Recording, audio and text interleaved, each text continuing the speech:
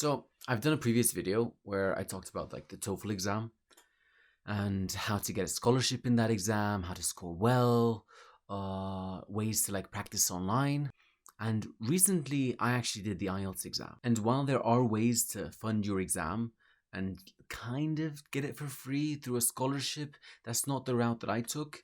And so that's not the route that I'll be discussing in this video about this exam. The exam that I took for free was the TOEFL exam, and you can check that out in another video. This video is a bit more focused on how to score well in the IELTS exam. And of course, this isn't my first video on the IELTS exam. I have done a previous video in which I talked about courses that you can take that can be incredibly helpful that I will have linked in the description box down below. As for the funding, I actually funded this exam entirely on my own. Using some online jobs that I will be mentioning in future videos. And of course, the money that you make from these jobs is not just to cover such exams, but actually useful things that will be more beneficial to you and will actually make sense as to why you're paying for them. Unlike the IELTS exam, which you have to apparently pay for every 2 years because, I don't know. And the funny thing is that actually during my IELTS exam, in the speaking part, I was asked about something that I thought was overpriced. And of course, as you can guess, one of the first things that came to mind is the IELTS exam itself. And apparently, even though I was a critic of the IELTS exam, it's still possible to get a 9. But I would like to point out that I'm not talking about a 9 every specific part, but a 9 overall. Because to have a 9 in the IELTS exam does not require that you have a 9 every single part, because the overall score will be rounded to the nearest half mark or band. So let's say your overall score rounds up to say maybe, 8.75. It would be rounded over to 9. However, unfortunately, if it's 8.87, then it would be rounded down to an 8.5. And you can actually find such information in detailed charts on the IELTS website, as well as so many other sites as well. But in more simpler terms, if the goal that we're keeping in mind is a 9, then you just have to only lose 1 band point in total. That would mean that you can lose, say, half a band in your speaking and writing, as I did, or you can just lose 1 whole band in maybe, say, your writing exam or maybe your speaking exam. Whichever one it is, you can lose a full band and still have a 9. Now, I will have some tricks that I will cover for the speaking part, but as for the cheating part that I mentioned, it's more about the listening exam rather than any, because you would like to have a perfect score in the listening and reading parts, and you want to be able to do it a bit stress-free, a bit more relaxed, so you don't actually affect your mental state in a way that might affect your performance in other parts. And it's natural to zone out. It's natural for people that have certain conditions such as ADHD and so forth to maybe not be able to perform best if they did exactly what they're supposed to do in the exam. But what I'm here to try and help you do is to understand that just because you're supposed to do something doesn't mean that that's what you should do. You can score much better if you do what you're not supposed to do. Now, whatever I say, I want to make sure that it's clear that I'm an experienced test taker, not an experienced test maker. A good way to start to have a good idea, especially about the writing part. You do need the best help you can possibly get in that writing part. One thing that you can do is to take the course offered by the IELTS organization. I forgot if it was Queen's University or some other organization. I will have it linked in the description box down below. That is a great course for you to take to have an idea about what's expected of you. And I repeat, what's expected of you does not exactly say how you should go about it. And additionally, you should go ahead and check out the videos on the IDP's YouTube channel. That's a great choice as well. And that's something that I personally benefited from a lot. And if the whole IDP and British Council part is a bit unclear to you, I would like to point out that the IDP and the British Council exam in most ways are pretty much identical. Only real major difference, in my opinion, is the price. In most countries, the IDP exam tends to be significantly cheaper than the British Council exam. Now, some people will tell you that the British exam actually happens to even be a bit harder, or some people might mention that it's sometimes a bit more difficult to get access to your results if you take the British Council exam.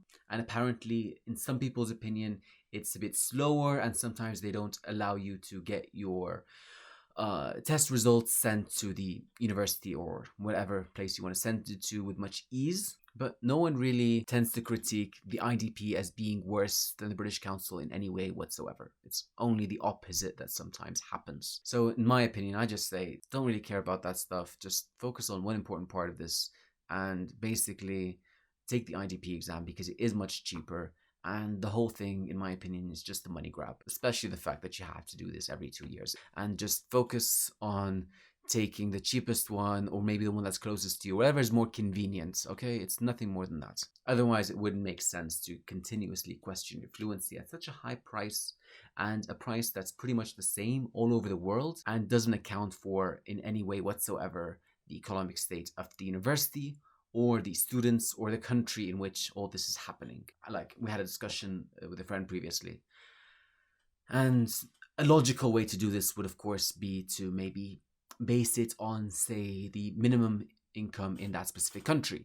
So if the minimum wage is hypothetically $10, let's say the exam should then maybe be $5, half the monthly wage, for example. Even that's too much, but hypothetically speaking. But unfortunately, in many countries, the price of these exams is sometimes higher than the entire annual wage of some individuals. So I do believe that the pricing is entirely unfair. Just take what's cheaper, go with IDP. And this video is in no way sponsored or related to IDP in any way whatsoever. But back to the actual exam, another part that tends to scare many people is the speaking part of the exam. And I think a great thing to keep in mind when it comes to the speaking part is to pause. Take a second, breathe, relax.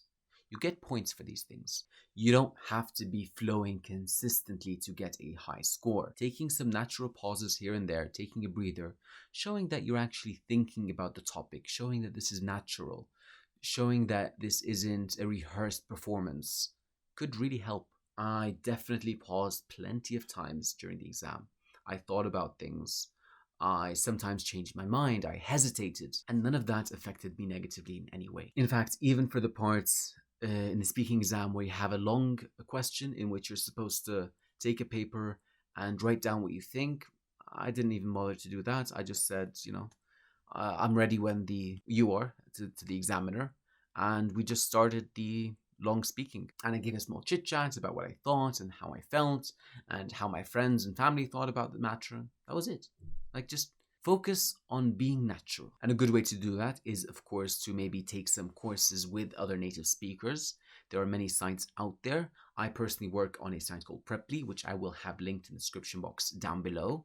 And over there, based on my experience with many students, a lot of students have the ability to do so much better in the speaking exam if they just relax. But of course, you will need to build vocab. You will need to understand how to put words together, which is something that I tend to focus on most with my students. So I do recommend that maybe you check out a tutor who's experienced with those exams in any of the tutors that you will find listed on the site in the description box down below. But a simple way that you can just do this on your own is to look up the list of vocab that's good for, IELTS exams or TOEFL exams. It doesn't matter, either one is good. And you can take this list and get used to using some of those words. Pick not too many of them, pick maybe 5, 10 of them, and just be comfortable with these words. If you do, you'll soon find yourself able to have very nice in the sense that sorts of conversations that will give you a 9 even, or at least an 8. You can easily get an 8 with a nice small collection of just 10 fancy words that you get comfortable with. Keep in mind that the words that will oftentimes be useful to you in such exams will be words related to culture or economics. These tend to be topics that are oftentimes addressed in the IELTS speaking exam. Now we come to the reading parts. And so many people might advise you all sorts of things. But my advice, and what worked for me, and what I really think will work for you, is that you just stop reading, okay? Don't read in the reading part. A bit weird, but still. What I'd like you to do instead is to focus on the questions. Read the questions, not the text that you're given. Read the questions, okay? And based on the questions, start to already make assumptions as to what sort of answers they might like. Because in these exams, they do tend to be correct assumptions. And of course, these questions will tend to be in the same sequence as the text. So you will just be looking through the question, finding a part that looks similar to it in the respective text that you were given. Especially if you can shade, that would be great. You can easily point out those parts, and you will easily then be able to match the question with the required part in the answers, even if you don't even know what the words mean. It doesn't matter. It does not matter at all. All you need to do is find matching things from the questions to that text, and you will be able to go a very long way. Of course, understanding things will be of help. Yes, I definitely admit that. I definitely don't think that, oh, just looking that things match is enough. No, but it's just really, really, really helpful. And that, in my opinion, is something to focus more on rather than actually understanding reading the text. Like, I only actually read the text, understood what was happening after my exam was finished, just for the fun of it. And when I say after my exam was finished, I mean, when I'd finished and there were around like half the time was remaining, and I just decided to, for the fun of it, find out what they said about, I believe, something to do with children watching TV and advertising and so forth. It was fun. So that's something you can do for fun after answering all the questions. And once you're done with all that fun, in a sense, the first part of the exam, and the part that scares some people, I think it worried me a little bit because I do have problems with paying attention, is the listening part. Zoning out is something that happens to most of us. Definitely happened to me in the exam. And that's where the bit of cheating comes in. You see, rather than actually listening, look at the questions. Understand that they're not looking for, random text. These aren't bland texts. They're deliberate texts. Understand this is made by people involved in like teaching the language and learning the language and so forth. So if you look for interesting answers, just interesting answers in all the multiple choice questions, just that, you will easily be able to guess the answers before even listening. And that's what I did. In the very, very first page, yes, there are some blanks to fill. Filling the blanks will, of course, require that you actually listen. But in the following parts where you had to choose the correct answer or match the answers, in all those, you could easily just guess them based on reading. So what I would do is every time the new page would pop up or I'd switch pages, I would look through the answers real quick, and I would already have chosen the answers before the listening has actually started. And once the listening part starts, you'll end up just changing maybe one or two answers. The rest will be correct. Just random guesses. As long as they're based on some common sense, they tend to be correct, even if you don't really know what they're saying or why they're saying it or so forth. So please do guess. And I do recommend that you don't wait until after the listening has stopped to actually make those guesses. Don't leave this as a last resort,